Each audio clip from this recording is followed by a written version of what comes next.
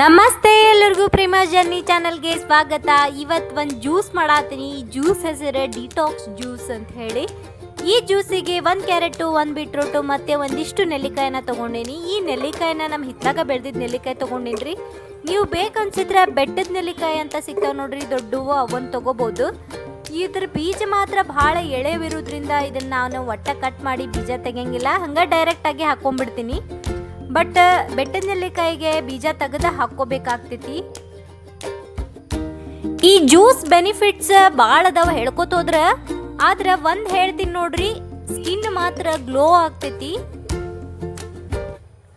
ಇದನ್ನ ನುಣ್ಣಗ ರುಬ್ಕೊಂಡು ಆದ್ಮೇಲೆ ನೀರೇನು ಹಾಕಿ ತೆಗಿತಿರ್ತಿರಲ್ಲ, ಅವಾಗ ಸೋಸ್ಕೊಳಕ್ ಹೋಗ್ಬೇಡ್ರಿ, ಹಂಗ ಕುಡೀರಿ. ಯಾಕಂದ್ರೆ ಫೈಬರ್ ಇರ್ತೈತಿ ಅದ್ರೊಳಗೆ, ಫೈಬರ್ ಎಲ್ಲ ಸೋಸಿ ತೆಗೆದ್ರೆ ಹೋಗ್ಬಿಡ್ತೈತಿ.